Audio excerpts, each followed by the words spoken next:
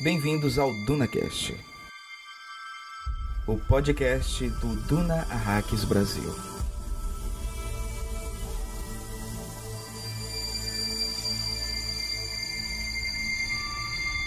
Muitos notaram a rapidez com que Muad'Dib aprendeu as necessidades de Arrakis. As Bene Gesserit naturalmente sabem por quê. Para os demais, podemos dizer que Muad'Dib aprendeu rápido porque primeiro lhe ensinaram como aprender.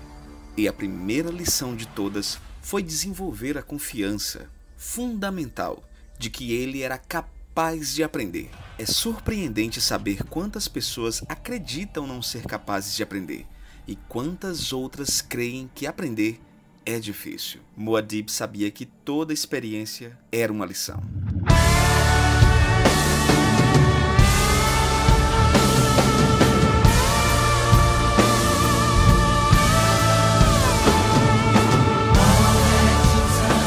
Saudações, Framing! Aqui, Pascoal Naib. E aqui, Hildon Oliver, e não há final real. Há apenas o lugar onde você para a história. E aqui é a Júlia, e a polidez vem das cidades, a sabedoria vem do deserto. Bem-vindos a Arax e bem-vindos ao DunaCast. O DunaCast vai ser o podcast que irá analisar detalhadamente todos os 48 capítulos do livro Duna e suas 680 páginas.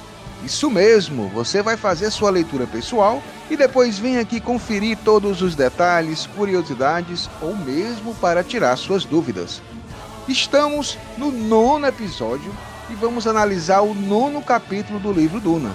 Você já deve saber e ter ouvido nos episódios anteriores do DunaCast que os livros escritos por Frank Herbert não têm uma separação dos capítulos por numeração, tipo capítulo 1, 2, 3 em diante. Ele separa os capítulos por excertos, citações iniciais. Esses excertos, citações, você sempre vai escutar nas aberturas do nosso podcast com a voz aveludada e sexy de Hildon Oliver. Eu prefiro melange. Sendo assim, cada capítulo tem um excerto diferente. Mas, para facilitar a vida dos nossos ouvintes, eu fiz um instrumental colocando uma numeração em cada um dos 48 excertos do livro. Assim, cada episódio vai ser referente a um capítulo do livro. Para quem acompanha lendo o livro Capa Dura da editora Aleph, estamos na página 97. Mais um episódio e, obviamente, para essa análise ser completa e complexa, preciso dos meus convidados especiais. Essa missão no planeta deserto necessita de guerreiros e Muad'Dib é quem o convoca. Longa vida aos guerreiros! Long live the fighters! Começo sempre por ele, nosso navegador da guilda, editor e colaborador desse podcast, que nesse capítulo mostrou-se saudosista ao ler sobre o menino Paul fingindo dormir e enganando sua mãe. E lembrou do menino Hildon fingindo para sua mãe estar dormindo no sábado à noite, mas na realidade estava esperando começar Emanuele no Cine Privé da TV Bandeirante. Ele, Hildon Danadinho Oliver. Eu só tenho igual, Pascal sempre surpreende. A única coisa que eu posso dizer é que é tudo verdade. Quem não fez isso que atire a primeira pedra? Ai, gente, anos 90 era uma loucura, gente. Anos 90 era você no domingo com a família, um prato de macarrão vendo a banheira do Gugu. Que desagradável. Continuamos, Rio, e hoje recebemos uma convidada que é formada em engenharia ambiental.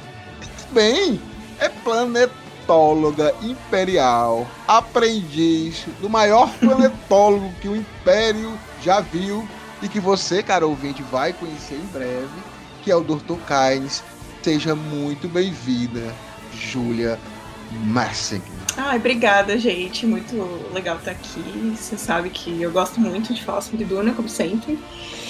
E é isso, vamos lá.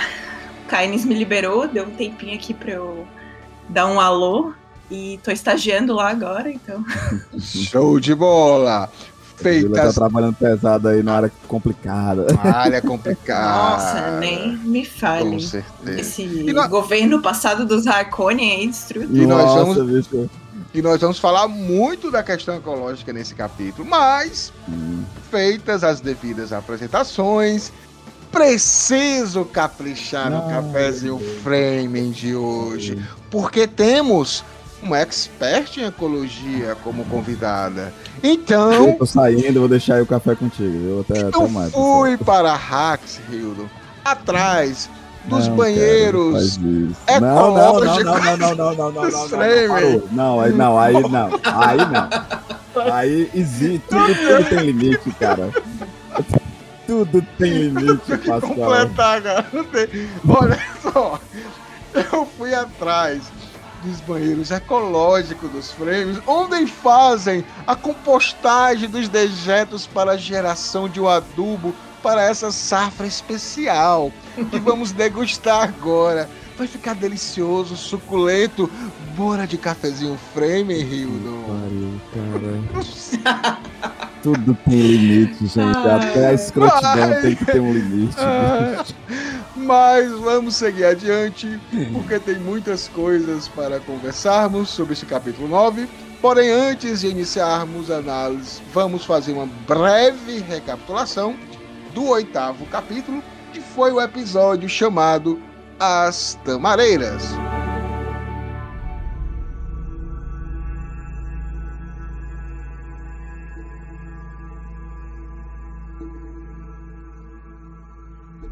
Grande Hildo e Grande Júlia, no capítulo anterior, capítulo 8, As Tamareiras, foi colocado esse nome exatamente porque apareceu as benditas plantas que consomem água de 100 pessoas lá no deserto de Arrax. E como a gente bem sabe, Arrax não tem quase água, é um dos produtos mais raros e caros, né? Tu vê a escrotidão, né, bicho? Tem umas tamareiras sendo banhadas de água pra caramba e tu fazendo café com água de cocô do banheiro público. Nada se cria, nada se perde, tudo se transforma. Isso, muito bem, Júlia! Não dá corda, não. Te ajudou. Eu fui corda, não. Cara, isso tá dentro das conformidades ecológicas atuais. Eu fui procurar uma coisa atual. Acertei, não acertei, claro. Júlia, né? Compostagem seca.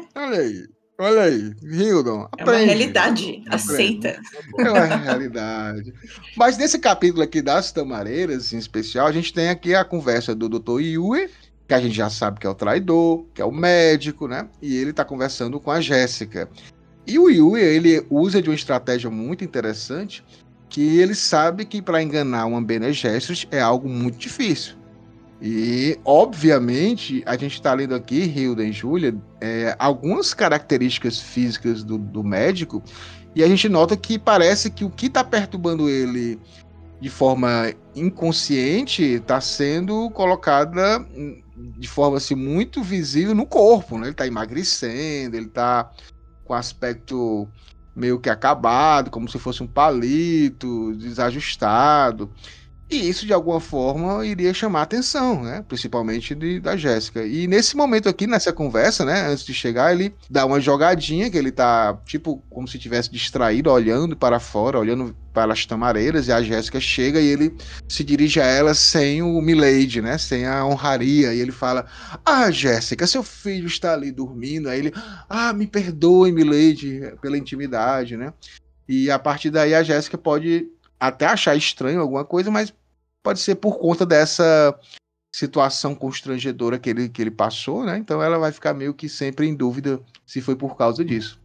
E nessa conversa é exatamente isso, né? Eles vão falando um pouco sobre essa questão da ecologia, que a gente vai falar um pouquinho mais nesse capítulo, sobre o que significa as tamareiras, né? O Hildo falou uma das questões que seria as tamareiras algo como poder, e realmente era, porque quem estava ali antes era o Conde Ferrig e a esposa dele, que são muito amigos do imperador. Então ali realmente aquelas tamareiras, para eles, era o símbolo de opulência, de dizer assim, nós podemos, né? E a população que se lasque, a gente dá água para quem a gente quer. A gente vai dar água para essas tamareiras e não vamos dar para 100 de vocês. E no filme a gente viu uma ressignificação, né, Hilda e Júlia? Porque quando o povo chega lá, que não tem essa cena no livro, né, e fala com aquele cara que tá aguando as tamareiras, e aí ele pergunta assim, você quer que a gente corte essas tamareiras? E ele fala, não, isso é promessa antiga, né? Então pros Fremen eles ressignificaram como algo que vai ser um futuro em que eles vão conquistar aquilo ali. O planeta deles vai ter aquelas plantas, né? Então eu achei legal essa mudança. Vocês queriam complementar alguma coisa desse capítulo das tamareiras? Alguma situação? Eu acho que é interessante pensar que as tamareiras é como se fosse uma esperança, né, pro povo. Principalmente no filme, né? Uma esperança de algo melhor, sabe? Para as pessoas se agarrarem naquela esperança que vai mudar, vai melhorar. Então é uma boa analogia, eu acho. Não, com certeza, né? E fora aquela questão, né, que o que se tornou inicialmente como um vislumbre de status, o povo acaba se tornando algo até religioso, né? A gente vê que os Fremen, eles são um povo que eles abraçam muito a religiosidade. E alguns símbolos, né? E isso até é uma crítica do próprio Frank Herbert à nossa sociedade como um todo, né?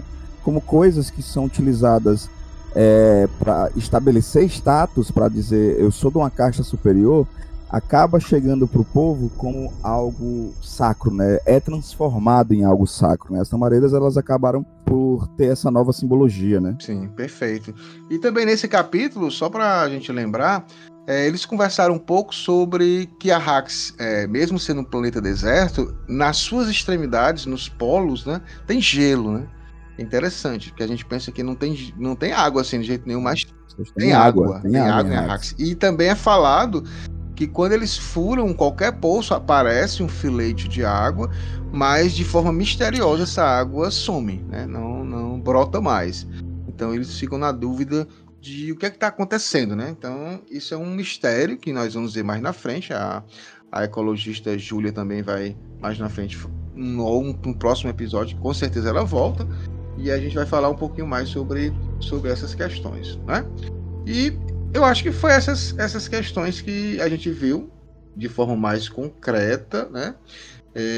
A gente fala que no finalzinho o Yue meio que se lamenta um pouco, né? Sobre por que os Harkonnen sequestraram a esposa dele, que ele vai ter que trair aquele povo que ele a ama, né? Mas não tem como ir atrás. Então, recapitulado, as nossas principais pontos e questões foram colocadas aqui nesse capítulo.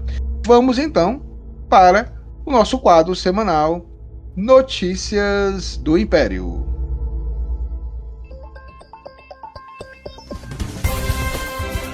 Boa noite. Esse é o Notícias do Império, aqui no Duna Hacks Brasil.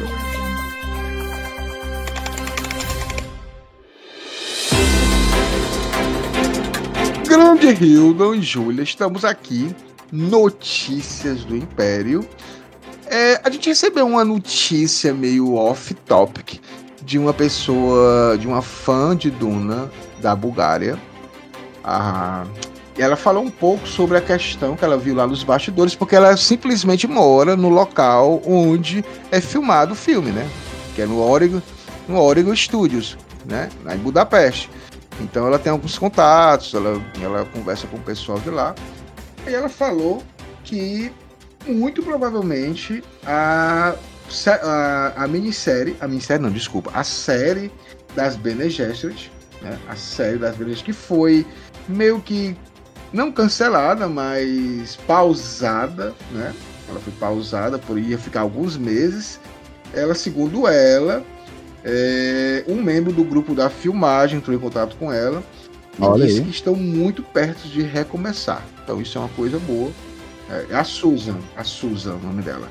Então a gente está nessa expectativa legal de que a série, pela HBO, ela retome a gravação. A gente sabe que saiu o diretor, saiu uma dos personagens que seria, umas atrizes que seria principais lá. esqueci o nome da atriz, me perdoem, a que faz a Murta que a Geme. Murta que Geme do Harry Potter. Coitada, vai ficar a vida toda sendo a Murta que Geme, não tem como, né? Ela... Não, mas ela fez o Diário de Bridget Jones, eu lembro. Também. Ah, foi? É a amiguinha Ela da é a Bridget. amiguinha da Bridget. Ela fez várias outras coisas. A atriz é, acho que é Shirley alguma coisa. Shirley Henderson. Shirley. Peraí, deixa eu dar um Google. É isso, coisa. gente. Peraí. Eu... Murta que Geme, atriz. Shirley Henderson. Pronto. É isso. A gente só falando da bichinha, mas tudo bem. E aí tem essa possibilidade já de retorno das gravações, muito importante, né? Porque essa série seria algo bem interessante, porque seria uma continuidade do segundo filme. Que eu estou acreditando que vai ser um filmaço, Duna, parte 2.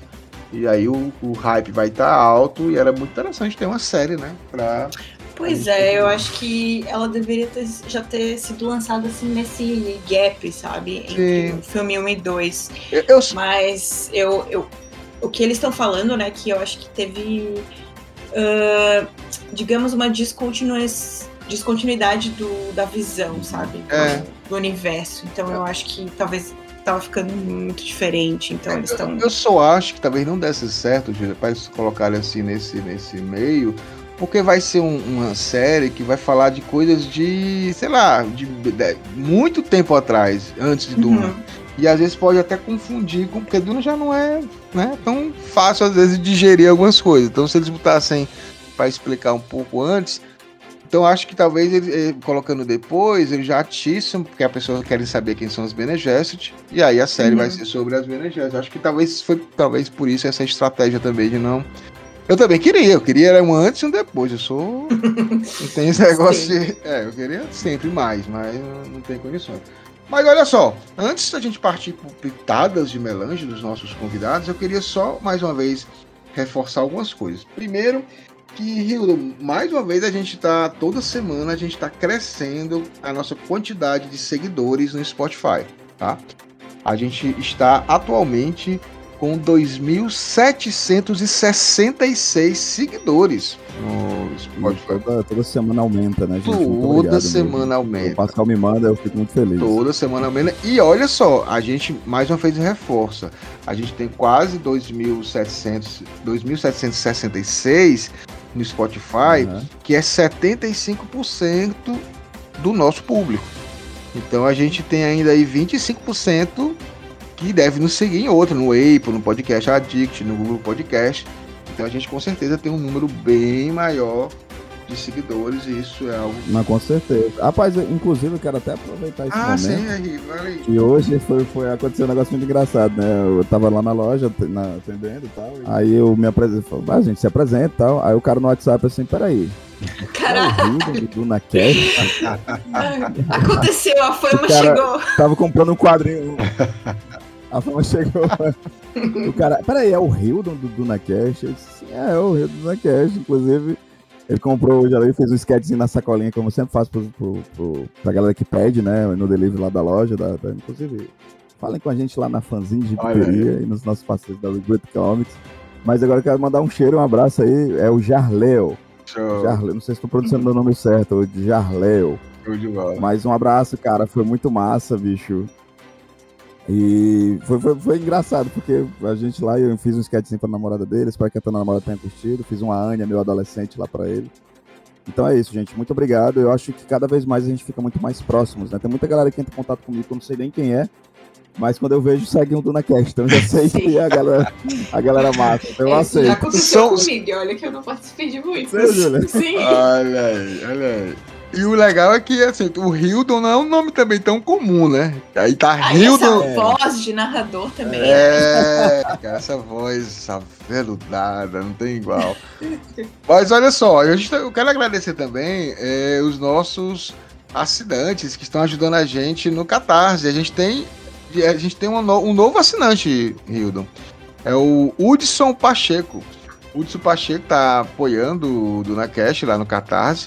A gente tem, junto com o Hudson, o Fernando Sarmento, a Juliana Almeida, o Rogério Acioli e o Wellington Cedran.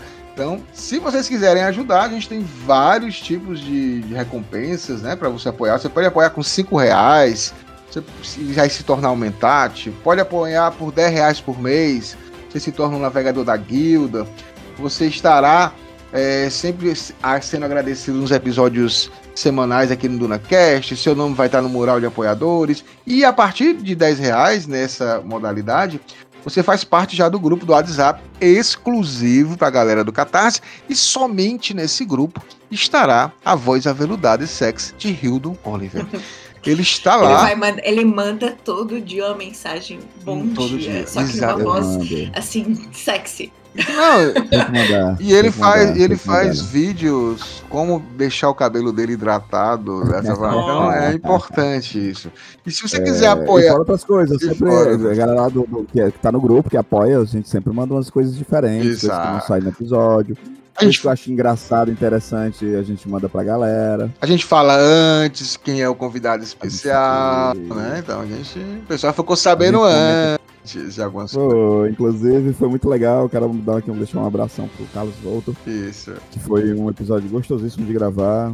Valeu mesmo, Carlos. Com certeza. Então, continuando o nosso Catarse, você pode apoiar com R$10 por mês e se tornar um navegador da guilda, R$20 por mês se tornar uma Bene Gesserit, R$30 por mês se tornar um frame, né? Vai ter também participar do grupo do WhatsApp, o seu nome vai ser citado aqui no episódio mensal.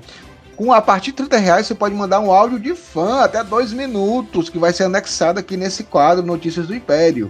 E R$50 por mês você vai ter acesso ao grupo exclusivo, seu nome citado nos agradecimentos, e os apoiadores desse nível participam da gravação de um episódio mensal do DunaCast aqui no Notícias do Império, Hildo. E a gente já teve isso, né? A gente já teve a Caroline Leal, que apoiava com R$50, e ela participou do Notícias do Império. Então, se você quiser participar, colocar sua pitadas de melange, dá esse apoio aqui pra gente, que é muito importante. Fora vários participantes, né, Pascoal? Que, como o próprio Jason, o Rogério, que já... né, a galera que apoia a gente, acredita no trabalho da gente e ainda vem aqui de vez em quando dar uma força para falar sobre um capítulo em específico. Exatamente. Né? A gente está fazendo esses episódios do Duna. Se vocês notarem, a gente não está repetindo ainda os convidados. Obviamente vai chegar um momento que a gente vai começar a dar uma repetida, voltar a galera. Mas é importante ter essa variedade de convidados inicialmente, para a gente ter umas visões bem diferentes. Mas com certeza. A gente tá com saudade de aparecer, né? Exatamente, mas vai aparecer de volta, não se preocupe, essa galera que tá apoiando a gente sempre apoia. Mas muito importante. Mas olha só, grande Hildo, vamos então para o Pitadas de Melange, que é um quadro que a gente colocou aqui, as pessoas gostaram muito, né? Todo fã não gostou muito, porque eles ficam ansiosos esperando novidades do convidado de Hildon Oliver, o que eles vão indicar. Ainda tem a postagem no Instagram agora, né? Agora eu estou fazendo as postagens no Instagram, inclusive na última dica do Hildon Oliver, um mangá chamado Uma Vida Imortal. Eu estou aqui com ele nas minhas mãos, olhando para ele. Que ele é pequenininho. Eu influenciado. Eu levei um susto que eu pensei que era a versão Pocket, porque é pequenininho, eu tô acostumado com mangá maior. E o Hiro disse que é isso mesmo. Não tem... Mas, Júlia, se eu estou sendo reconhecido assim, apenas conversando no WhatsApp, é porque eu sou uma celebridade, eu sou influencer. Já saiu da bolha de Duna e já tá daqui a pouco tá conquistando o mundo. Olha aí. Próximo, só se for todo mundo junto. Próximo vereador aqui de Fortaleza, candidato. Se eu me candidatar, todo mundo vai pro meu gabinete. Vou mudar meu colégio eleitoral pra votar no Boa. Grande Hiro, vamos conversar com você, né, sobre a pitada de melange, e a gente deixa a nossa convidada por último, que é importante ouvirmos a nossa convidada também. Vamos lá. Com certeza. Cara, eu quero indicar aqui pra vocês, aí eu vou roubar no jogo, mas vai ser rapidinho. É um HQ que é do Frederick Peters e o Pierre Oscar Levy, que é o Castelo de Areia. Uma HQ com uma pegada meio sci-fi, assim, de meio que duas famílias, elas acabam indo para as férias numa ilha, só que essa ilha tem uma parada com o tempo, né, onde de repente as crianças de 3 e 8 anos do nada estão com 13, do nada estão com 14, do nada estão com 20, eles começam a perceber que existe algo muito bizarro nessa ilha, o tempo passa de uma forma muito esquisita, e existe todo um mistério de saber por que eles estão ali. Existem problemáticas sociais abordadas em páginas assim, super dinâmicas, uma arte lindíssima do Frederick Peterson, que inclusive é um autor de um outro quadrinho que eu vou trazer aqui pra vocês em breve, que eu adoro o trabalho dele. Virou filme, Hildo? E é isso que eu ia dizer, que eu ia roubar no jogo. Essa HQ ela foi adaptada e foi em 2021, estreou nos cinemas, dirigida e roteirizada pelo M. Night Shyamalan, né? Pra quem não sabe, M. Night Shyamalan, do Sexto Sentido, A Vila, inclusive com o Gael Garcia Bernal no papel principal do filme. O filme ele se chama Tempo, né? E faz assim, eu adoro o título da HQ, mas eu acho que comercialmente falando, Tempo faz mais sentido para atrair o público. Cara, uma história fantástica, inquieta, esquisita, problemática em vários aspectos, porque aborda muito questão de sociedade numa visão extremamente micro, né? Onde aborda questões filosóficas, solidão, o tempo de cada pessoa. Fantástico, cara, fantástico. Saiu aqui no Brasil, ela foi relançada no Brasil pela editora Tordesilhas, Castelo de Areia. E o filme do M. Night Shyamalan chama-se Tempo. Show de bola. Eu fiquei muito curioso pelo filme, não assisti ainda, mas achei muito legal a temática, né? A HQ é fantástica. E o filme ele tá no Telecine, pra quem é assinante do Globoplay, consegue assistir ele pelo Telecine. Eu não conhecia. A premissa parece boa. Gostei da sua dica. Dupla. Exato. Sempre. Roubando Eles o jogo. sempre conseguem. Eles sempre conseguem. Mas foi ótima dica. Vamos então para a Júlia. Júlia, qual é a sua pitada de melange? Eu vou roubar também, vou dar 2. Boa. Mas são mídias diferentes, então. Eu tô lendo. Na verdade, eu comecei a ver um anime que estreou agora no Star Plus, que é Paraíso Ilusório. Eu amo o mangá. Cara, eu estou apaixonada por esse. Tu tá lendo o anime mangá? que eu amo. Sim. Então, cara, eu tô viciada nesse plot. Eu tô, tipo, lendo devagarinho pra não ler tudo de uma vez, sabe? E os episódios... Acho que tem 2 episódios só. Mas, tipo, eu amo pós-apocalíptico. Cenário pós-apocalíptico e tal. Adoro essa temática. Então, cara, tô viciada, assim. Tô muito louca pra saber o que acontece aí. Eu tomei um spoiler, mas tudo bem. Acontece. Mas é isso. Esse tem no Star Plus, eu já falei. Mas tem uma série que eu tava revendo que ela faz um tempo já, deve ser de 2020 ou 2021, que é Estação 11. A Estação é lá. Eu sou apaixonado. Essa série é incrível. Eu amo essa série porque ela tem... É fechada. Muitos momentos, assim, muito diferentes, sabe? Tipo, você tá lá lutando pra sobreviver num momento também pós-apocalíptico. Exato. E daí em outro, tipo assim, você tá lá falando de Shakespeare e falando sobre como a gente tem que manter vivas certas coisas da humanidade, da civilização e como é importante ter a arte, sabe? E daí no próxima cena, tipo, eles lutando pra sobreviver no inverno, não sei o quê. Então é muito louco. Essa série, assim. Muito massa. Tipo, eu nunca ouvi falar onde tem isso, pelo cara, amor tem de na Deus. HBO, cara. É sensacional, Rio. É muito legal. É emocionante. Não e é baseado no livro, sério, tá, gente? Cara, sim. E tem a parte lá do aeroporto também, é muito interessante, muito cara. legal. Nossa, é muito legal. Eu fiquei fascinada. Eu reassisti e achei incrível de novo. Já tô entrando aqui no HBO e salvando aqui na minha... E tu vai gostar, Rildo, que uma das personagens lá, ela é quadrinista.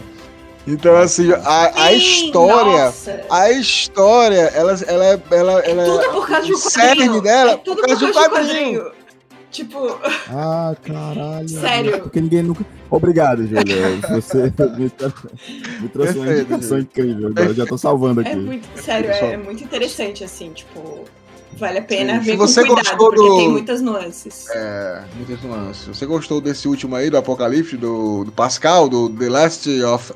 Não, Last of Us. The Last of Us. The Last of Us. The Last of Us, eu amo. Nossa, pronto, se você gostou, Estação 11, ele é um The Last of Us mais requintado. Mais camadas, mas é muito legal. Muito vale a pena. Gostei também, Júlia. É um dos que eu mais gosto. Gostei demais. Então, finalizadas as nossas pitadas excepcionais, eu vou até reassistir agora o Estação vale a pena. 11, o que vale a pena, é muito bom. E também já comprei o mangá que o Hildo indicou na semana passada. O Hildo vai me quebrar, assim, com todas as coisas que ele vai me falar. Mas vamos, então, para a análise do capítulo 9.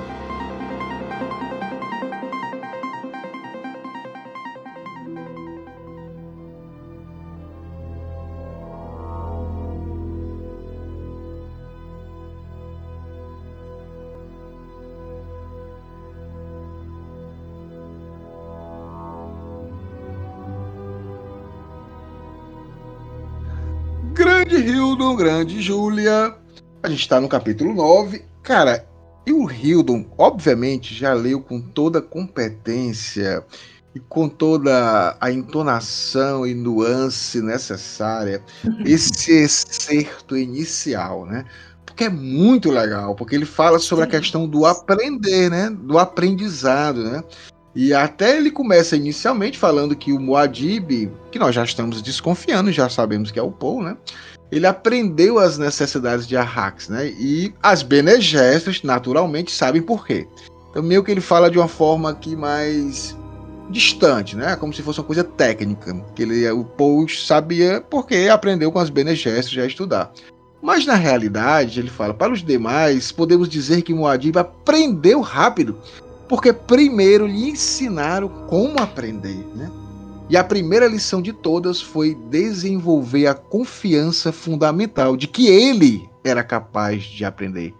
É surpreendente saber, Hildon e Júlia, quantas pessoas não acreditam ser capazes de aprender e quantas outras creem que aprender é difícil. Gente, o que é isso? Cara, incrível, incrível. Adorei essa colocação. Tipo, lhe ensinaram a aprender. Gente, isso aí é... Isso é Paulo Freire? Sim. Então colocando assim num contexto mais do mundo real, né, Paulo Freire e tal, a gente vive num sistema muito falho e ensinar as pessoas a aprender, inclusive, sabe? É mais útil que as pessoas se achem incapazes ou ignorantes, né, de aprender, porque assim elas têm mais suscetibilidade de acreditar em qualquer coisa. Então talvez essa seja, na verdade, essa é uma das maiores críticas do Frank Herbert no livro inteiro, né? Dessa coisa do cabresto das pessoas não verem o que tá ali, sabe? E elas não acreditam em si. E essa confiança de aprender, eu acho que foi enfatizada porque as pessoas não têm isso, sabe? É raramente ensinado que as pessoas podem aprender, que qualquer coisa pode ser aprendível, digamos. A gente pode aprender qualquer coisa se for orientado corretamente e ter essa confiança. Então, o sistema, parece que ele é criado para que a gente tenha dúvida do que a gente está falando, para que a gente não expresse opinião. Por exemplo, na sala de aula, mesmo que a gente saiba a resposta correta, a gente não quer se manifestar por medo de errar. Então, isso tudo faz parte do aprendizado, sabe? E, enfim. Isso. Eu acho que até de forma muito, muito crítica, né? A gente resgatando até o próprio disco do Pink Floyd, né? O Off the Wall, né? Onde ele justamente aborda esse conceito, né? De como a nossa sociedade ela é falha. E a gente está falando dos Estados Unidos, não, a gente está falando de Reino Unido, né? A gente está falando de Inglaterra e tal. E isso transporta para toda a sociedade, na sociedade como um todo, né? Que a gente, inclusive, é até uma problemática do próprio academicismo, né? Eu vejo muito que o academicismo ele é muito segregador, porque não o academicismo em si, mas as pessoas que são inseridas no academicismo, né? Porque elas acabam não tendo a percepção do conhecimento, né? Não é porque eu li Foucault, né? Eu entendi as questões do que Macbeth estava falando o tempo inteiro. Se bicho, eu não sei fazer uma parede, sabe? Eu não sei levantar uma parede. E isso é conhecimento também. Então a gente cada vez... E uma das coisas que eu percebo muito nisso é que ele tem esse entendimento de que o conhecimento prático, o conhecimento real, o conhecimento oral, o conhecimento passado é conhecimento. Sim. E ele precisa ser valorizado, ele precisa ser aprendido. A nossa sociedade, ela tá muito falha, e ela sempre esteve falha, né? Quando eu acho que o Pascoal trazer Paulo Freire para a conversa, porque primeiro que Pascoal é um educador, né? Então, como educador, seria impossível ele, nesse momento, não sentir ali um pezinho de Paulo Freire. Mas por quê? Porque é justamente apresentando pro homem comum de que ele não precisa ter medo do conhecimento, né? E que o conhecimento dele também é importante. E isso é uma discussão que a gente precisa estar aberto a ouvir, aberto a debater, aberto o tempo inteiro. Por isso que eu acho, às vezes, problemático o quanto a gente segrega as pessoas, sabe? Sempre que a gente precisa abraçar as pessoas. Exatamente. E eu achei interessante. Tem umas frases, aí eu vou citar um pouquinho o Paulo Freire. O maior educador que a gente teve, um dos maiores educadores, também não vou... A gente tem muito educador legal aqui no Brasil, mas assim, de reconhecimento internacional, com certeza Paulo Freire é o expoente, assim, muito utilizado, né? E muitas vezes, muitas pessoas nunca leram Paulo Freire e pensam naquela pequena discussão tacanha, maniqueísta, que é esquerdista, comunista, não sei o quê. Então, assim, acho interessante vocês pesquisarem o trabalho dele, que foi uma coisa muito, muito interessante. E ele falava assim, que descobri que o analfabetismo era uma castração dos homens e das mulheres, uma proibição que a sociedade organizada impunha às classes populares, né? E aí ele fala, se a educação sozinha não transforma a sociedade, sem ela, tão pouco a sociedade muda. E é o que vocês estão falando aí, né? É o que a gente coloca no universo de Duna. O universo de Duna, ele não está, obviamente, fora do nosso universo. Ele faz exatamente uma crítica a esse universo. Então, o Império, quando eu falo aqui que o Paul, ele conseguiu aprender, mas o Paul, ele foi um cara privilegiado, né? Ele era um cara privilegiado, que tinha... Ele é elite, né? Ele é elite, cara. Então, assim, muitas vezes, infelizmente, a gente vê em algumas situações... modos de preparação educacional diferenciados, e a gente vê isso, né? E não é só a questão de bons professores, mas tem toda a questão do capital, não é só capital financeiro, capital cultural. Se eu estou numa família em que meus pais são formados, né, que já tiveram acesso a algum tipo de educação superior, obviamente para mim aquilo ali é algo palpável. Eu convivo com pessoas que fazem isso, que têm acesso, então para mim é algo que eu posso chegar. E muitas vezes, na maioria da população brasileira, alguns alunos, principalmente alunos de escola pública, eles não têm esse capital cultural dentro de casa, né? E aí quando eu falo não tem o capital cultural, não é menosprezando ou diminuindo o trabalho, mas muitas vezes eles não sabem nem o que é uma finalidade de uma universidade ou de algo maior. Então, não conseguem, às vezes, ousar sonhar, né? Nem a sonhar eles sabem, porque eles sabem que pensa que não existe essa possibilidade. É exatamente isso. É porque no que ele passa como sociedade, bicho, é que ele não é nem ousar, ele não lhe é permitido, não lhe é ofertado. Exatamente. Não lhe é ofertada essa possibilidade do sonhar, do seguir, do conhecer, sabe? E eu curto demais esses links que o Frank Herbert fazia, porque, como a gente fala, essa problemática, ela acontece no Brasil, ela vai acontecer na África, ela vai acontecer na Grã-Bretanha, ela vai acontecer nos Estados Unidos, ela vai acontecer no mundo inteiro. Porque o conhecimento, e mais uma vez, eu não estou falando do conhecimento academicista, o conhecimento como um todo, ele é libertador. Se eu controlo o conhecimento, eu quero oprimir o povo, de certa forma, né? Então, por isso que é importante, aí a gente linka com os Fremen, né? Que é o povo oprimido aqui desse planeta, que a gente vai falar um pouco mais aqui no decorrer do capítulo, inclusive a gente já vai entrar aqui no capítulo 9, logo aqui no início, a gente vê que é uma continuidade do capítulo anterior, né? Jéssica acabou de falar com o Dr. Yue, e aí ela pergunta se o Paul está bem, e ela vai entrar no quarto, né? Só para dar uma olhadinha no Paul, né? E aí, gente, Hildon, o Paul tá danadinho, cara, porque ele fala o seguinte: Paul estava deitado na cama fingindo dormir. O Hildon sabe como é isso. Tinha sido fácil, né, escamotear o sonífero do Dr. Yue. O Dr. Yue mandou uma pílulazinha para ele não engoliu, né? E aí o Paul reprimiu uma risada. O marotinho. O maroto. Até mesmo a sua mãe tinha acreditado que ele dormia. Eu só quero dizer o seguinte: o que a Jéssica tomou nesse dia, Hildo? Porque o Dr. Yue enganou a Jéssica e o Paul enganou a Jéssica. Aí eu já estou em dúvida com a mãe aí, com a patroa. Como é que ela deixa escapar duas coisas dessas no mesmo dia? Rapaz, eu acho que ele não enganou, não. Acho que ela foi permissiva. Ela sabia. Aí o Paul, claro, um adolescente, 15 anos, o menino Paul, ele pensa: se eu sair de fininho, sem pedir permissão, não terei desobedecido ordens e ficarei dentro da casa onde é seguro. Então, a partir daí, cara, começa aqui uma descrição, Júlia e Hildo, do quarto do menino Paul, né? E é interessante porque a gente vai falando aqui e a gente já pode imaginar, porque tem no filme, né, cara? No filme é muito legal a gente ver.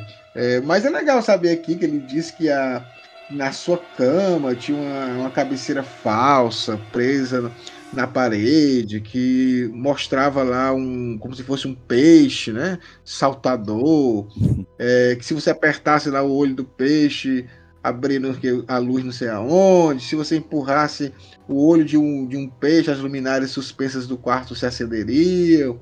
Uma das ondas lá que é retratando um mar, né? Tava no deserto retratando um mar.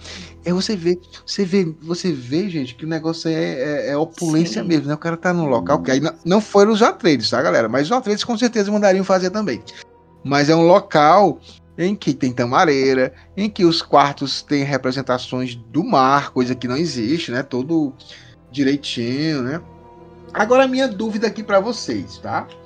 O menino Paul escolheu esse quarto. Menino Paul. Tinha até o controle de outras luzes lá que era parecido como se fosse o controle do ornitóptero.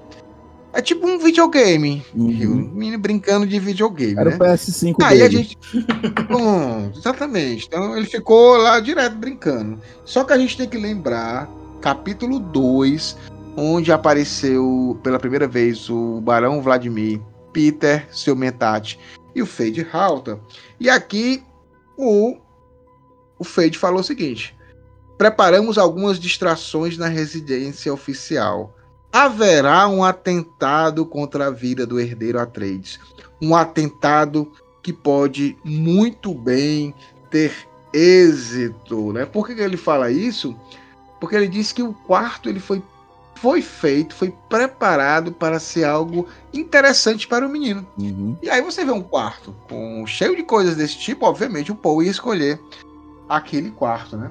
Então é interessante já... foi uma armadilha já preparada, né? Exato, assim. Né? E o mais, sabe o que é mais legal? Que é o seguinte, ele é uma armadilha preparada, e é uma armadilha preparada tendo o entendimento de que a gente acompanha, Paul vai ser o herói dessa história. Gente, Paul é um menino de 16 anos. 15, ele não aumente a idade da 15, criança. De 15 anos, extremamente mimado, né? Então, assim, eles jogaram e disseram, provavelmente vai ser esse aqui. E ele não falhou em escolher o quarto. Caiu direitinho na armadilha. Parece até que conheciam ele quando foram fazer a armadilha. Sabiam do que ele gostava. Exatamente. Quem será que... Quem será? Sabiam Quem será que falou, né? Isso, né? Então, é legal que ele fala aqui, né? Que era como se o quarto tivesse sido criado para seduzi-lo. O quarto e o planeta.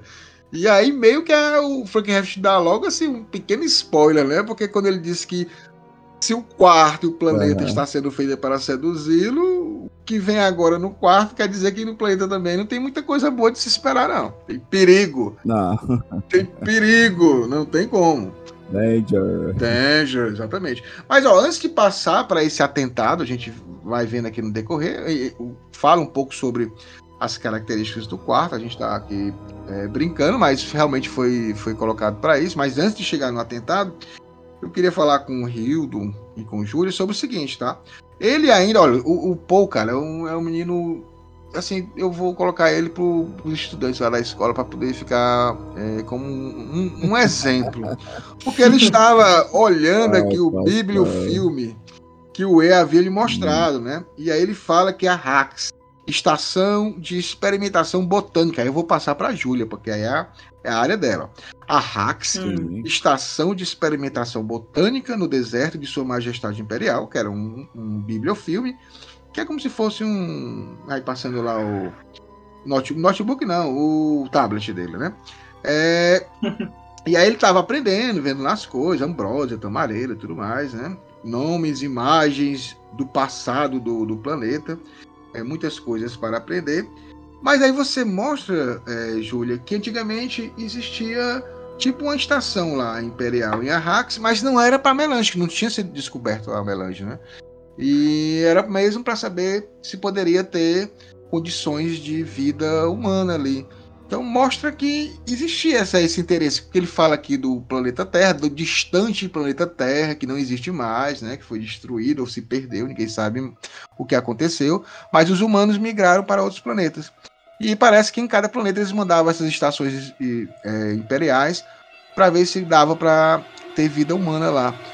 E a Arrakis tinha essas estações botânicas, né? Sim, tinha. E acho que foi bem por aí que eles descobriram a melange, né? Eles começaram a explorar para ver o que a gente pode colocar aqui, né? Porque estava expandindo aí, vamos colocar gente por tudo quanto é lado. E começaram a testar, né? Ver o que crescia, o que não crescia, vai que, sei lá, é bom para alguma coisa. E descobriram a tal da melange com isso. E daí, né, meio que abandonaram, porque se você descobre ouro, você não vai querer minerar carvão, né? Então, foi exatamente isso que aconteceu, né? Eles abandonaram, a gente não quer mais saber de essa tal de ecologia, essa tal de, sei lá, vida negócio. A gente quer o ouro aqui, a melange. Esse negócio aí que não dá dinheiro, né? Dá dinheiro, né? O ouro, a melange, o petróleo. No agro, o agro é pop. O agro é top. Olha como é interessante. Tem uma frase do Pardot Keynes, que é o pai do Leonard Keynes, e aqui é da versão estendida do Brian Herbert.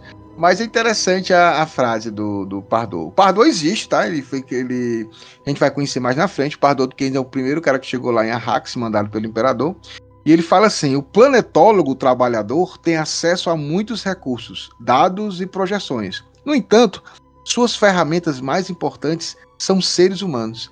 Somente cultivando a alfabetização ecológica entre as próprias pessoas ele pode salvar um planeta inteiro, né? Então é legal essa forma de visualizar um planeta pelas pessoas, né? Enquanto a gente vê agora a Arrakis, que é visualizada apenas pela especiaria, né? Pela melange, pelo produto. As pessoas não são importantes. A importância total é dada na rentabilidade, quanto eles podem lucrar com a melange. E caso você ache que isso seja algo parecido com o que nós estamos vivendo hoje em dia, não é mera coincidência. É exatamente isso mesmo. Das mais diversas formas. Eu acho interessante fazer um paralelo até com a nossa realidade aqui, que, tipo, ele fala que as pessoas são importantes e tal, mas sabe como tem essa noção? É importante fazer, digamos, o Keynes fez uma, digamos, educação ambiental com as pessoas, com os Fremen, e mostrar o que era importante, mas ao mesmo tempo a gente vê que exatamente isso se aplica ao mundo atual, de tipo, fazer a campanha, por exemplo, fazer a campanha de tomar banho de 5 minutos vai salvar o planeta, só que quem realmente está no poder não são as pessoas. E foi exatamente isso que aconteceu com Duna, né, com Arrakis, que por mais que o Keynes estava fazendo esse trabalhinho, sei lá, de buscar um planeta melhor e tal, quem estava no poder não tinha essa intenção. Tinha só a intenção de explorar. E é isso que a gente vê acontecer no nosso mundo, né? Eles podem fazer a propaganda de bonzinhos que quiserem, o famoso greenwashing, que eles chamam, né? Que é a lavagem verde, digamos assim. Que olha os produtos bons, biodegradável e tal. Tudo é biodegradável, só demora mais. Ou não. Então é um paralelo interessante, sabe? Porque quem tá no poder não tem a intenção de salvar o planeta, de que os Fremen vivam mais felizes. Não, eles só querem a melange, querem o que é bom pra eles, né? Infelizmente a gente tem essa visão também nos nossos dias atuais. E às vezes a gente fica meio frustrado, né? Porque você fala, eu vou colaborar com o planeta e vou fazer isso, né? Mas enquanto uma pessoa, outras pessoas fazem, um cara que é, como você fala, é dono de uma mega multinacional aí, ele consegue em 1 minuto destruir tudo que eu fiz em 1 ano, né? Assim, com alguma coisa. Então é complicado. Por isso que o Frank Herbert fala que a liderança, qualquer que seja, política, religiosa, empresarial, ela tem um poder de ou construir ou destruir, mas é um poder que acaba sendo muito individualista e às vezes as pessoas não vão cobrar, né, dessa pessoa, e o cara acaba fazendo coisas que na maioria das vezes não são legais para o restante ou para a maioria. Mas a gente continua aqui porque o menino Paul, ele levantou da cama, né, já estava desperto, já ia dar a fugidinha dele, ia olhar ali o que é que tinha dentro desse castelo, e aí quando ele se levanta, ele vê furtivamente que a cabeceira da cama dele vai baixando e de lá sai um caçador-buscador.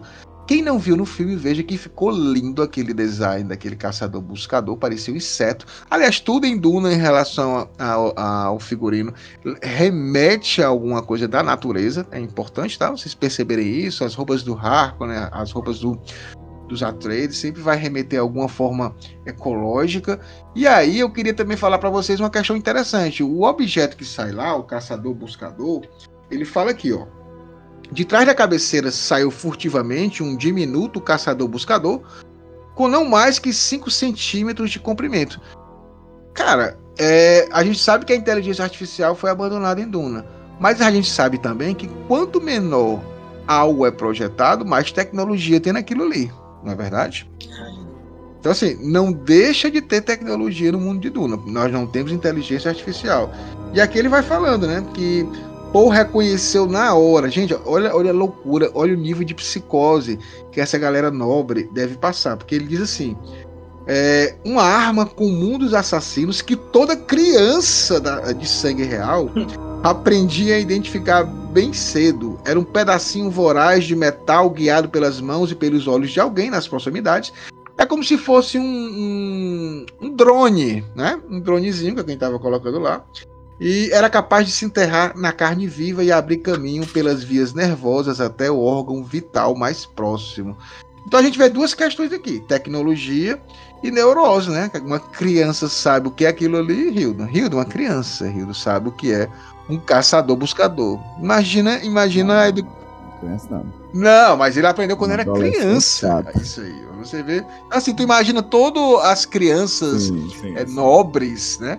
Nas neuras que os pais colocam, o menino desde criança é ensinado a saber o que é um veneno, o que não é um veneno. Então, por isso que o Jodorowsky ele queria treinar o filho dele com 12 anos em todas as artes marciais possíveis para poder fazer um pouco. Com certeza.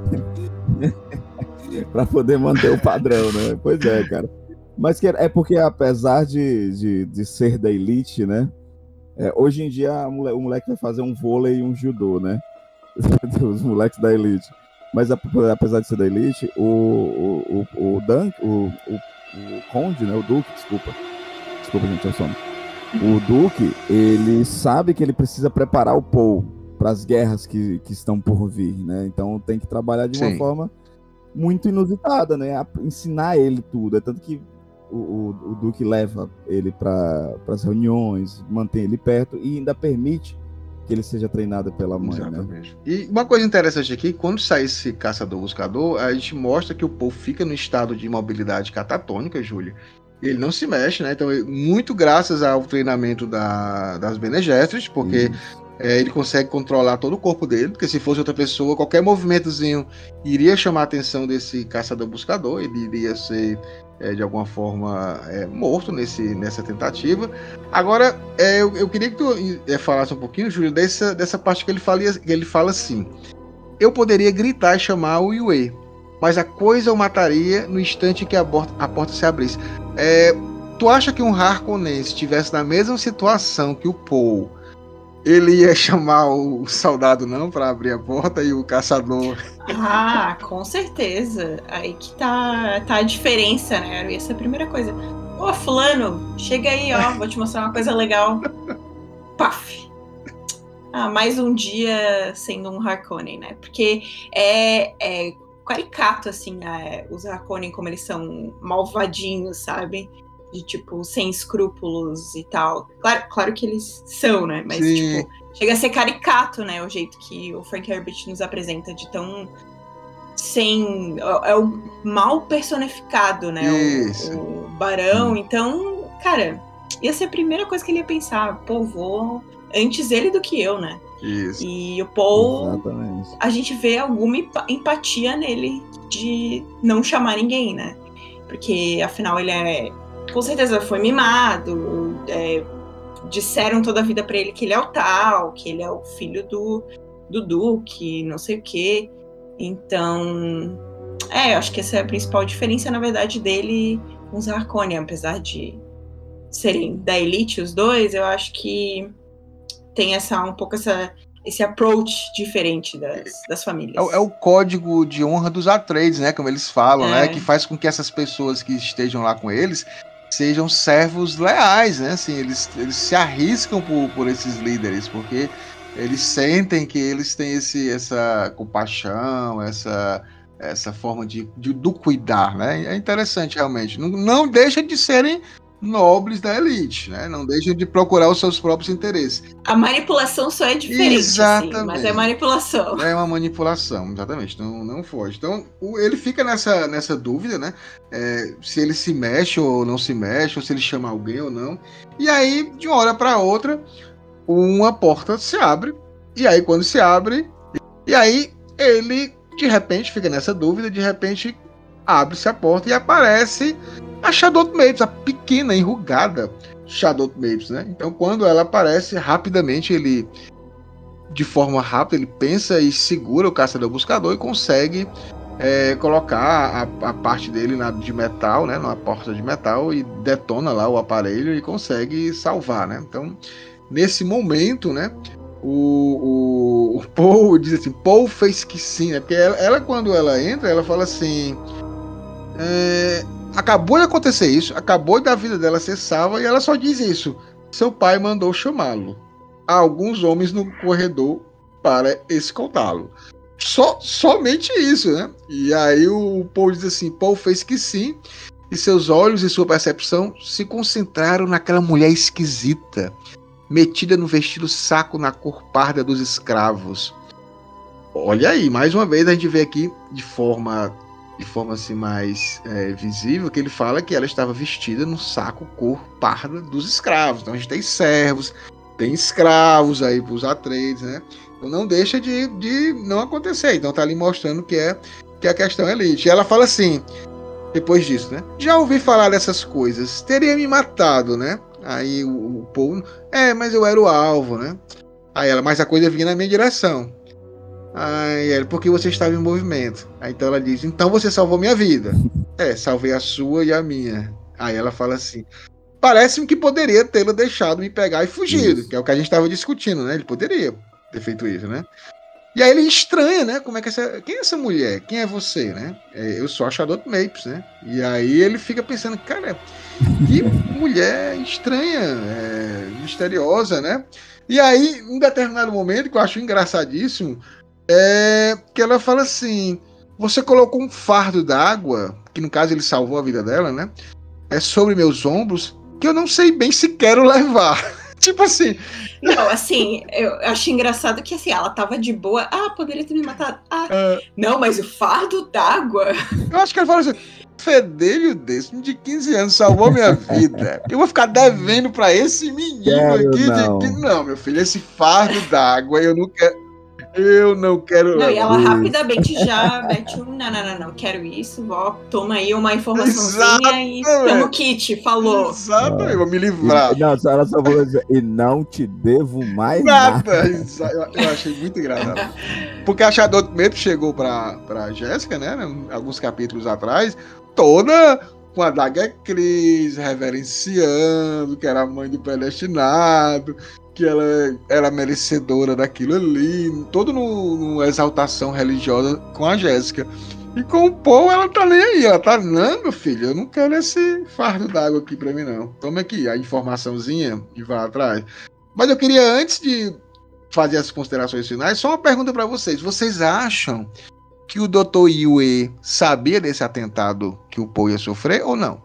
Eu acho que sim, eu acho... Tá.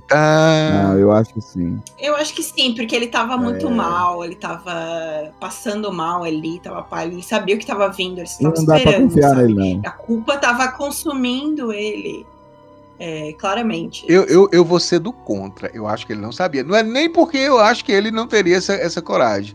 Mas é porque lembra que quando o Barão falou que ia ter um atentado, eu acho que o Yue, ele não ia conseguir ter tanta informação, tipo, vai ter um atentado, com certeza ele iria, de alguma forma, demonstrar. Ele ia ficar nervoso ali, porque a Jéssica tava lá. Não, eu acho que ele não sabia os detalhes, mas eu acho que de um atentado, sim. Eu ainda acho que ele não... Eu ainda acredito no Yue. Saber, aquele escroto. Mas eu ainda acho que ele não sabia. Mas não que ele não pudesse fazer, entendeu? Mas eu acho que nesse momento, na minha opinião, né? Eu acho que ele não sabia. Mas, ó, aqui no finalzinho ele fala assim, né? Ele começou já a usar a questão mnemônica, acho que ele tá começando também a treinar como Mentat, né? Que ele coloca ali as feições da Charlotte Mapes na mente dele, para ele saber sempre quem ela é, o nome dela. E ele fala que a Charlotte Mapes disse que a Jéssica estava na sala dos sortilégios, né? Então no próximo capítulo, cara, ouvinte, nós vamos saber que sala dos sortilégios é essa, que sala é essa que a Jéssica está, para onde ela está indo. Quase ela perde o filho dela, porque segundo o Hilda, ela foi uma mãe... Ela foi conivente. Pois é, mas aí ela, quase que o filhinho dela ia embora nessa conivência. Por isso que eu digo, se a sua mãe falar, não vá pra aquele festa à noite, não vai dar merda. Não tem como não acontecer. Leva casaquinho. Leva guarda-chuva. Liga pra ela de 10 em 10 minutos. Não deixa Quando a mãe... chegar, liga, hein? Não deixa a mãe e o pai preocupados. Vocês que são mais jovens, façam. Gente, é aquela coisa, você tá ali, você se arrumou, Isso. você botou aquele perfuminho, Isso. você acha que você vai arrasar e a mãe olha pra você assim, ela vira pra você e diz assim, filho, vai não, mamãe tá sentindo um negócio tão ruim, fica em casa, fica em casa, não saia. Isso daí é um negócio, é certeiro. E o menino Paul desafiou o instinto de mãe de deixar ele dormindo, dopado, porque o Dr. Yue dopou o menino, né, pra poder dormir. E aí ele disse, não, eu vou conhecer essa casa. Aí o Pascoal, eu acho que o Dr. Yue não sabe. O cara que dopar o Paul, Pascoal. Mas aí ele dopado ia se mexer, Hilda. O caçador não achava o menino também. Calma, você não entendeu o que eu falei. Ele dopou, porque no fundo ele não queria que Paul morresse. Tá certo, eu tô vivo nessa. É tipo ele dizendo assim, não, eu sou um traidor, mas Paul, eu assim tenho não, Paul, eu não quero que ele morra. O Yue é um escroto. Gente, nós estamos aqui, é um capítulo curto, mas ele tem algumas coisas legais que a gente comentou aqui, que conversou. Então vamos para as nossas considerações finais.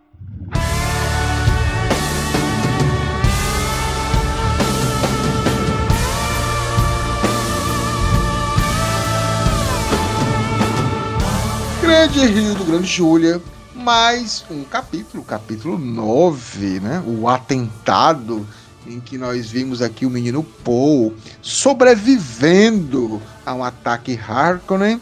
Mas eu gostaria de ouvir de vocês, obviamente, muito feliz de ter aqui a Júlia com a gente, a Júlia Massig novamente, para falar um pouco sobre esse universo incrível, que ela sempre foi uma das apoiadoras aqui do DunaCast, Duna Arrax Brasil. Ela que deu a concepção do logotipo do Duna Arrax Brasil, tá? Então, eu só dei um upgrade, né? Eu só fiz um upgradezinho, mas seguindo o que ela tinha feito, não mudou nada. Então, ela é uma das que estavam ali sempre ajudando a gente nesse sentido. Mas eu vou começar com o grande Hiro. Hiro, por favor, seu jabá, né? As pessoas querem fazer um podcast e suas considerações finais. Rapaz, em primeiro lugar, quer ter um podcast, não sabe editar, não sabe o que fazer, não tem problema, grava. E aí, se tiver alguma dúvida sobre gravações, fala com a gente, entra em contato comigo no @RildonOliverArt ou @RadiolaMecânica, que é o nosso perfil de edição. Ou manda até um e-mail pra gente também, @radiolamecânica@gmail.com, certo? A gente vai entender como é o seu projeto, se você quer só eu quero um áudio cartilha, eu quero só um trabalho de audiolivro, eu quero que edite meu podcast, não importa, a gente faz, é só conversar com a gente que a gente vai... Hildon, e até audiodrama. O Hildon faz participações especiais. Por favor, repita a participação especial do PH, que você foi convidado a fazer um audiodrama. PH é um querido, ele me convidou pra eu fazer a leitura de um texto, né? Porque no episódio de análise final do Last of Us, né? Onde ele já fez uns 3 vídeos de análise, mas no primeiro de análise final, ele me convida, né, pra gente fazer uma leiturazinha bem rápida, e ficou bem bacana. Acho que no último programa do DunaCast mesmo, sem ser do Dunaverso, né, que foi o Dunaverso, eu coloquei até pra vocês ouvirem. Se vocês quiserem, não sei se é bode de novo, posso dar bode de novo? Bode de novo, você vê que é um trabalho sensacional. Vou colocar novamente, então tá aí. Show de bola. Tudo que vimos até aqui foi totalmente para entendermos que somos muito afeitos a colocar capas nos nossos queridos e foices na mão dos odiados, sem perceber que talvez a morte ela tenha capa e foice ao mesmo tempo. Todos vocês, incontáveis que morreram antes de mim, me ajudem. Diga-me como conseguiram morrer. Está de acordo? Ajudem-me a atravessar a onda que vocês atravessaram. Ajudem-me! Vocês que tiveram seu medo e não o quiseram ter. Como foi? O que lhes deu força? E vocês, que com força e coragem, que com indiferença e alegria, se entenderam com sua morte. Me deem a indiferença, a alegria e a serenidade. E, cara, sobre esse capítulo, como o Pascal mesmo falou, é um capítulo mais rápido, é um capítulo de entendimento até mesmo de Poe, né? Tipo, a gente vê que, apesar dos pesares, a vida de Poe, ela tem as suas complicações.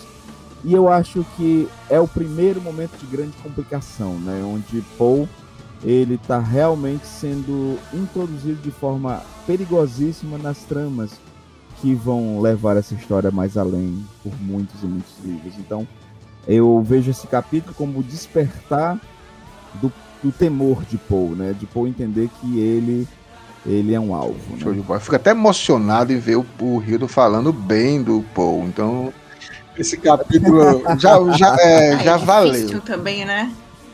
Ele não ajuda, não ajuda, cara. Meu Deus. Júlia, e você, planetóloga? Quais são as suas considerações finais desse capítulo 9? Então, realmente é um capítulo muito curto, que a gente sempre tem umas pérolas no meio, né? Frank Herbert, mais uma vez, impecável.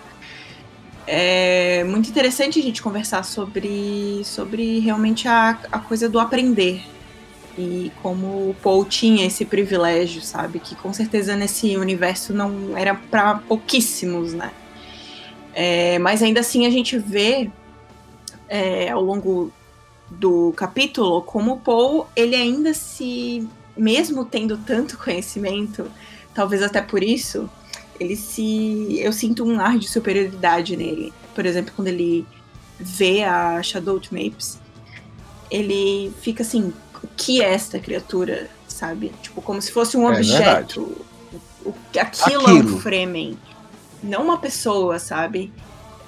Mas ao mesmo tempo é muito interessante entender como a mente dele tá funcionando, como ele tá arquivando a pessoa no memory card ali da mente dele, sabe? Então, eu acho que é um personagem muito complexo e que tem essas contradições, querendo ou não, sabe? Ele tem o conhecimento adquirido, que toda experiência é uma lição, como ele fala, e ele tá em busca dessa experiência. Ele tá curioso, ele quer, o quarto instigou ele, o planeta instiga ele.